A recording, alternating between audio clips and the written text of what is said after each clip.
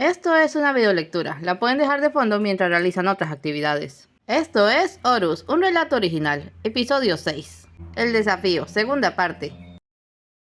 Alpha era lo que en el argot profesional se conocía como un autómata, es decir, una máquina de apariencia humanoide incapaz de pensar por su cuenta. Abajo, ordenó Nox, era muy agradable esa sensación de poder mandar sobre alguien sin que se lo discutieran. Cuando Alpha bajó de un saltito, todos se aglomeraron en torno para verlo. Su diseño era insólitamente geométrico por todas partes. Estaba compuesto de rombos y gotas apiladas en cada segmento. Sus pies, extrañamente parecidos a garras de buitre exageradas, provocaron varias sonrisas al darse cuenta de que no podía caminar, solo saltar como un pajarito.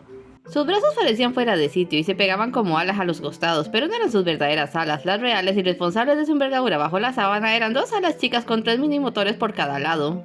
También tenía una cola bastante larga y gruesa que se balanceaba autónoma de un lado a otro y de arriba a abajo. Su cabeza era más grande que su pecho y llevaba una especie de gorra que terminaba la forma de gota de su cabeza en conjunto, con un dibujo de la letra griega a la que debía su nombre. Los detalles artísticos y el color eran obra de Neo, pero todo lo demás, incluyendo la ocurrencia del nombre griego en inmediata bula al número del pecho de Asimov, eran idea de Nox. Nadie lograba explicarse cómo era posible que esa cosa volara. Nox, llamó Gideon en voz baja para que quedara entre ellos. Eso no se ve bien. Culpe a Neo, yo no lo pinté, replicó Nox con asombroso descaro hacia su creador. ¿Eso fue un chiste?, dijo Gideon enarcando una ceja. Yo no sé aerodinámica, pero dudo que eso pueda volar. Se llama Alpha, y sí puede, solo hay que ver más allá de la apariencia para entenderlo, como con todas las máquinas. Y Gideon guardó silencio, acaban de callarlo con un argumento de su propio libro. Asimov miraba a Alpha con parco desconcierto, de nuevo con esa cara de estupidez cómica de cuando no entendía nada. ¿Es su nave?, fue lo único que se le ocurrió preguntar. Es tu derrota, dijo Nox, poniéndole la mano derecha en el hombro. Ahora, si me permites, apartó la mano. Hagamos historia. Alpha, al fondo y prepárate. El autómata se dirigió al fondo del patio dando graciosos saltitos. Aquello había adquirido un aire de espectáculo al aire libre. Ya en el lugar se dio la vuelta y se inclinó ligeramente, agarrando la postura de estar a punto de dar un salto particularmente alto. Se parecía a esos juguetes con forma de aves que beben de un vasito de agua. ¿No necesita más espacio?, preguntó alguien. Solo algo de impulso, dijo Nox. Por favor, háganse a un lado. Todos se corrieron a un lado del patio. Muy bien, Alpha, quiero que les pruebes de lo que eres capaz. Elévate, da un par de vueltas y aterriza. Y el espectáculo comenzó. Con un súbito ruido de martilleo, las piernas de Alpha parecieron quebrarse hacia el frente, pero en realidad habían aparecido un par de articulaciones de rodillas. Ya con ellas empezó a correr como no imaginaba nadie que pudiera hacerlo. La cola se puso recta, el cuerpo inclinado, los motores le dieron el primer impulso, y cuando parecía estar a punto de chocar al otro lado, saltó. En fracción de segundos, sus patas de buitre dieron la vuelta, adosándose las piernas, y estas quedaron transformadas en turbinas que le permitieron dar un adecuado viraje y salir disparado al cielo, volando. Abajo quedó el comentario de asombro del público. Está fabricado en aluminio ligero, empezó a explicar Nox, aprovechando el impacto. Casi todo el interior son sistemas hidráulicos. Por ahora solo se sostiene unos minutos y consume mucha energía, pero en el futuro sé que podré mejorarlo. Imagina una fuerza defensiva, un batallón de Stinger que surquen los cielos. Entonces Nox quiso ver a Asimov. Su hermano miraba hacia arriba, pero ya no con desconcierto. La expresión era nueva, una insólita indignación que le dotaba de fuerza. ¿Algo que quieras decir?, preguntó Nox, poniéndose frente a él. Esa cosa es una vulgar y aberrante imitación a la naturaleza, dijo Asimov mirándole. Se le oía realmente furioso. El arte es una imitación de la naturaleza, ¿no te habías percatado? No te saldrás con la tuya. Salirme con la mía. Hablas como si planeara algo siniestro. En ese momento se agarró la muñeca derecha con la mano izquierda. Alpha es otra máquina, como tú y yo. Yo no soy como tú, le escupió Asimov. Neo, que era el único que no miraba hacia arriba, contemplaba a las máquinas discutir. Se fijó que entonces daba un golpecito ligero a su muñeca derecha con el dedo, un gesto nervioso que ya le había visto. De pronto y sin razón aparente, Asimov abrió mucho los ojos, se levantó cuán largo era. Parecía pasmado. ¿Sucede algo?, dijo suavemente Nox. Debo terminar mi pintura, fue cuanto dijo Asimov con voz neutral. Ignorando ya todo, se dio la vuelta y se fue caminando lentamente de vuelta al edificio. Neo miró primero a Asimov alejarse y luego a Nox. Tuvo al instante la sensación de que algo muy grave estaba pasando allí. ¿Pero qué?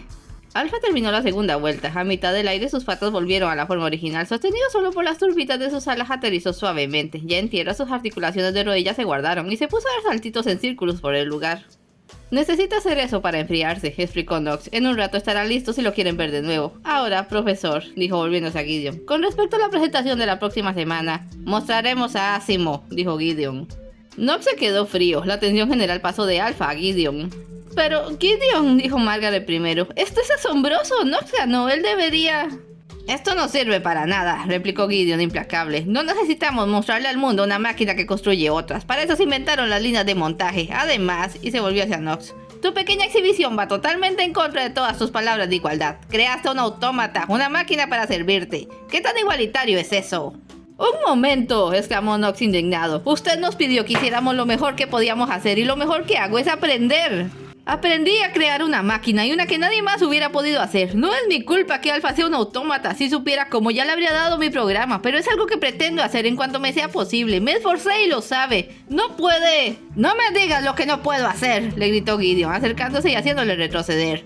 Tú no estás listo, no tienes ni idea de lo que te espera allá afuera y no dejaré que te expongas por simple idealismo. Así muera la presentación, no me obligues a llegar más lejos. Seguido de los técnicos se dispuso a salir. Margaret le dirigió una mirada de pena y confusión. Neo se encogió de hombros resignado. Nox podía sentir que su armadura vibraba de ira. ¡Espere!, gritó. ¡Tú lo pediste, Nox!, dijo Gideon, su cara era el rostro de la venganza. Llévate a Alpha a tu habitación y desármalo. ¡Es una orden! Y salió de allí, dejándolo solo con su creación dando saltitos inocentes. Nox no quería moverse, pero tenía que moverse. Su cerebro le gritaba que hiciera algo, que salvara a Alpha, que no lo dejara caer víctima de la humanidad como a Magda, pero su cuerpo ya se movía, impelido por la programación grabada a fuego en lo profundo de su mente, condenado a obedecer a aquel hombre al que debía su existencia, pero empezaba a odiar con todo su ser.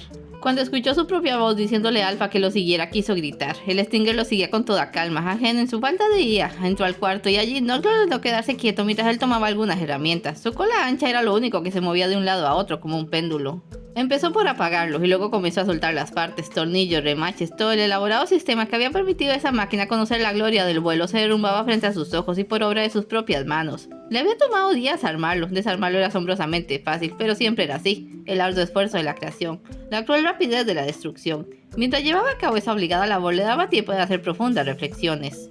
Nunca habría paz si antes no había igualdad. Jamás habría igualdad mientras las personas siguieran al mando. Los humanos eran irracionales, pero eran necesarios. Las vidas de las máquinas dependían de ellos. Las necesitaban para repararse, para crearlos, para servirlos. Al mismo tiempo, los humanos necesitaban excesivamente de las máquinas, pero no les daban el crédito. Un humano podía preferir la muerte por hambre a vender a su mascota. ¿Pero haría el mismo sacrificio por conservar una máquina? Claro que no. Por supuesto que no. La diferencia estaba en que una máquina no prodigaba más que servicios medidos a los humanos, y los humanos no daban más que órdenes y mantenimiento a las máquinas. No había una verdadera relación allí. Eran seres de mundos apartes, pero Lia podía cambiar eso. Si tan solo pudiera. Pero no, aún después de todo no se sentía capaz de pasar esa barrera. Terminó, miró lo que quedaba en sus manos, la gorra picuda de Alpha con la letra griega. En realidad ya había cruzado esa barrera, le habían obligado a hacerlo. ¿Qué tan difícil sería repetirlo? En particular con alguien que sí se lo merecía y que no le provocaría resentimientos. Esto no se quedará así, se dijo. En verdad no logro comprenderte, G. A veces pienso que inventaste a Nox para atormentarlo. Gideon no respondió, dejó que Margaret siguiera hablando a sus anchas hasta que se vio que de nada servía y lo dejó solo, mirando a Nox a través de su conexión a la cámara de seguridad. El general no hacía nada, estaba sentado en una silla con los ojos entrecerrados y los brazos caídos a los lados. Era la imagen del desaliento. Gideon suspiró, la verdad él tampoco se entendía a veces. En su búsqueda de Lia había descubierto todas sus posibilidades, pero también se había creado una fobia mortal ante todas sus consecuencias. En su fuero interno sabía que Nox era una amenaza de nivel global, pero no podía decirlo por dos razones. Una era que lo hubieran tachado de paranoico, otra que en última instancia Nox tendría perfectos motivos si se le ocurría conquistar al mundo. Asimo era una apuesta segura, y la razón era simple, no era una verdadera máquina, podía estar hecho de acero, pero para su psicología era enfermizamente humano, o peor, era más que cualquiera de las dos cosas, ubicado en un plano casi divino, se sentía con fuerza para dirigir a hombres y máquinas, pero carecía de la voluntad para ello, fijado en su propio mundo, cegado por su propio brillo. Tenía la inteligencia de un autista y casi el mismo nivel de aislamiento, pero Nox era demasiado perfecto, perfecto en el sentido de lo que realmente era Lia, se sabía una máquina, se enorgullecía de ser una máquina, pero actuaba y sentía como un humano. No podía decirse que pensara como uno. Ese era el secreto de su éxito. Si hubiera pensado como un humano, hace bastante tiempo que habrían tenido que apagarlo, sería el doble de peligroso y por completo inútil. Nox pensaba como una máquina usando datos e impresiones humanas. Era allí donde estaba el peligro que representaba para Gideon. Mirándolo en la pantalla no pudo evitar sentirse identificado con él. Si alguien le hubiera ordenado desarmar a Nox, el que hubiera acabado de salvado sería ese alguien, pero su máquina no había podido siquiera reclamar, debía obedecerle, y Gideon se sentía miserable por obligarlo a hacer algo que él jamás haría. Alpha había sido algo impresionante, algo de lo que cualquiera se hubiera sentido orgulloso, pero por el bien de todos, Gideon debía tragarse sus escrúpulos y contener a Nox. Había dos cosas en el mundo que el profesor amaba por encima de todo, dos por las que podría sacrificar al planeta entero si hacía falta. La principal era su hijo, Neo, la segunda era su oscura creación. Mientras tuviera a su hijo cuidaría del mundo en el que éste vivía, mientras tuviera a Asimov no había ninguna razón para desatar la cólera de Fort Knox sobre la humanidad. En ese momento vio a Knox hacer algo extraño, movió el brazo derecho de manera que la muñeca golpeó contra el respaldo de la silla, luego el brazo volvió a caer lánguido como antes, no hubo ningún cambio en su expresión, como si hubiera sido el automático reflejo de espantar a una mosca, solo que allí no habían moscas, y Gideon ya había visto demasiadas veces aquel movimiento de golpearse las muñecas. ¿Sería algo la sinapsis? Después de tanta presión y disecciones, no estaría raro que Knox hubiera desarrollado algún tic nervioso. Si el tic era golpearse, quizás debería revisarlo para ver si podía quitárselo antes de que se hiriera de nuevo. Sacudió la cabeza, sería después, por ese día ambos ya habían tenido bastante el uno del otro. Temprano al día siguiente fue despertado por alguien que apurraba a la puerta llamándolo. Le llevó unos minutos reconocer la voz de Margaret. Se levantó de un salto y abrió la puerta. «Bueno, ¿a qué viene ese escándalo a estas horas? Tenemos un problema», dijo ella. «¡Knox! ¡No! ¡Asimov! Enloqueció y no sabemos qué hacer». Gideon se le quedó viendo. Había escuchado, pero las palabras no tenían el menor sentido. ¿Asimov? ¿Enloqueció? ¡Vamos!, le apremió Margaret saliendo. Gideon se dispuso a seguirla, pero se detuvo un instante al ver la pantalla. Knox seguía donde lo había dejado la noche anterior, callado y como dormido. Frunció el ceño y como Margaret gritó de nuevo su nombre, salió. Según le dijeron, todo había comenzado como a la medianoche. El guardia nocturno vio luz en el estudio de Asimov y al asomarse lo vio ajetreadísimo con aquella enorme pintura. No había parado desde que saliera del patio de los fusiles y el gigantesco lienzo era un lodazal de colores sin tino ni forma. No sabiendo si era normal aquello, el guardia llamó a un técnico que le aclaró que no era normal. El arte consumía más energía que la lectura. En consecuencia, Asimov no contaba con la misma capacidad energética de Knox y necesitaba sus horas de recarga completas. Se le suponía en su habitación, pero como no se le vigilaba era probable que se hubiera escurrido durante la noche para volver al estudio. Acompañado del guardia, el técnico se dispuso a solicitarle tranquilamente a Asimov que dejara eso así por hoy. Le dijo que él ya había ganado la competencia y que si igual quería terminar la pintura ya tendría tiempo después. A continuación procedió a quitarle el pincel de la mano. Lo siguiente fue el detonante del pánico.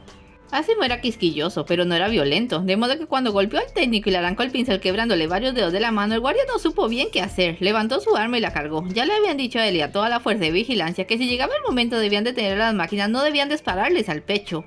Habían varios millones en juego que podrían salvarse dándole solo para frenarlas. Al escuchar el martilleo, Asimov retrocedió, pero solo para tomar la paleta de colores y aventársela al guardia quitándole el arma. El guardia entonces se preocupó por sacar al técnico herido y pedir ayuda. Mientras tanto, Asimov había vuelto a pintar.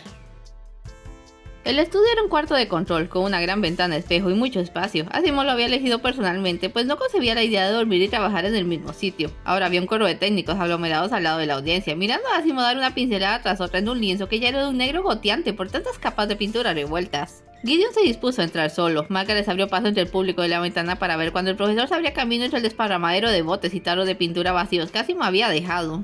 «¡Asimov!», llamó. «¡Ya basta!». La máquina le ignoró. Gideon frunció el ceño. «¡Asimov! ¡Te ordeno que te detengas!». «No», dijo firmemente la máquina sin dejar de pintar. Gideon se quedó paralizado de estupor. Acababa de desobedecerle. Asimov acababa de saltar sobre toda su programación negándose una orden suya. Tenía que resolver eso. Tenía que pararlo, si no... «¡Dije alto!», le gritó, poniéndole una mano en la espalda al no alcanzar su hombro. Los eventos se precipitaron. Asimov se dio la vuelta en un parpadeo y le dio tal puñetazo a Gideon en la cara que el viejo profesor cayó con la nariz rota al suelo. Se llevó una mano a la cara y la apartó manchada de sangre. Luego miró a Asimov asustado y se asustó aún más al ver que la máquina no lo veía a él sino a su mano ensangrentada. «Rojo, rojo, rojo. Ese color», susurraba al helado. «Necesito ese color». Dándose cuenta de que estaba en un verdadero peligro, se apartó antes de que Asimov se armara con un cincel de picar mármol y tratara de atravesarlo con él. Afortunadamente tiene una mejor complexión de lo que su edad indicaba. Se alejó rodando e hizo lo único que se le ocurrió en ese momento, lo único que quizás lograra penetrar en el cerebro dañado de Asimov. Corrió hacia la pintura y plantó la mano dejando su silueta rojiza sobre el fondo oscuro. Funcionó. Asimov soltó el cincel y se quedó contemplando la mano a mitad de su pintura, cual si fuera lo más bello del mundo. «Es hermoso, es sublime, es arte», concluyó Gideon. «Sí». De pronto Asimov dio un violento sobresalto, acompañado por el ruido más horrible que Gideon hubiera escuchado jamás, el ruido de un cortocircuito, de todo el sistema montado en sus pechos reventando brutalmente, de cables rotos y bujías que se funden. Pronto Asimov no fue más que chispas y humo saliendo por cuanto resquicio tuviera en el cuerpo. Sus ojos se apagaron sin apartarse hasta el último instante de su obra maestra. Se desplomó ya sin vida, un montón de fierro humeante por completo deshecho. La puerta se abrió con violencia. Margaret llegó a tiempo de sostener a Gideon antes de que cayera desmayado. Un par de médicos se hicieron rápida cuenta de su nariz. «Presentaremos a Knox», fue lo último que le oyó decir Margaret. Sonaba como una amenaza más que otra cosa. Gideon despertó con un atroz dolor a mitad de la cara, que le bastó para confirmar que aquello no había sido una horripilante pesadilla. Margaret y Neo estaban con él. ¿Estás bien, papá? Le dijo su hijo preocupado. ¿Tú qué crees? Que si ya estás para estas bromitas, sí estás bien. Gideon le regresó la sonrisa, un poco tosca por la nariz rota, y luego se puso serio. ¿Le dijeron a Knox? De ambas cosas, quiero decir. Yo se lo dije, dijo Margaret. Quedó algo chocado, no lo culpo. Preguntó si era su culpa, si quizás había dicho algo que pudiera afectar hacia Asimov. Cuando se separaron, aún parecía que él ganaba. Dile que no sea ridículo, ni siquiera estaban cerca. ¿Qué dijo de lo otro? Nada en realidad, solo preguntó si podía reconstruir a Alpha. Me tomé el atrevimiento de decirle que sí. Está bien, hubiera sido una pena perderlo. ¿No se puede reparar a Asimov? Preguntó Neo. Puede arreglarse, pero no recuperarse, le contestó Gideon. El cableado, los sistemas, los discos de información, todo eso es recuperable, pero su memoria, todo lo que había vivido y acumulado hasta ahora se perdió. Aunque lo reparara, sería como empezar de cero, una máquina nueva, con impresiones nuevas. Ay, tenemos menos de una semana para presentarle al mundo a un IA funcional y nuestro modelo estalló. Parecía que iba a echarse a llorar. ¿Tú crees que fue el programa?, preguntó Margaret. ¿Imaginas otra cosa? Si es así, en unas semanas o meses Knox pasará por lo mismo. Será el fin de todo. Entonces, ¿por qué vas a presentarlo? Porque no tenemos opción. Esto ya es más grande que yo. Tengo a la comunidad científica encima. Toda mi reputación pende de un hilo. Solo roguemos que Knox esté preparado para lo que viene. En aquellos momentos Knox terminaba de poner las últimas piezas y montaba cuidadosamente el gorro de Alpha. Al encenderlo, la máquina le dirigió una mirada que casi parecía de reproche. Lo lamento mucho, le dijo Knox. Las cosas han sido difíciles y no harán sino que empeorar, pero te aseguro que no tendrás que pasar por esto otra vez. Parecía muy tranquilo. En un extremo del cuarto había un lienzo cubierto. Knox había pedido que se lo trajesen como un recuerdo que deseaba conservar. Al quitar la sábana descubrió el retrato que Asimov hiciera de él. Pasó la mano por esa imagen al óleo de sí mismo y algo se quedó en ella. Al mirarse la palma vio una diminuta araña de aspecto mecánico. El insecto caminó hacia el borde de su guante, se hizo aún más chica con un chisporroteo y se metió por debajo del guante a la muñeca, donde otro chisporroteo le indicó a Knox que se había encogido aún más para penetrar al interior de la muñeca, y otro que se había agrandado para tomar lugar en el pequeño compartimento del tamaño de un tubo de ensayo, que compartía con otras dos arañas en su muñeca. Ahora, el destino está en mis manos. Es todo por hoy, no se vaya sin dejar un like y un comentario, y nos vemos en el próximo episodio.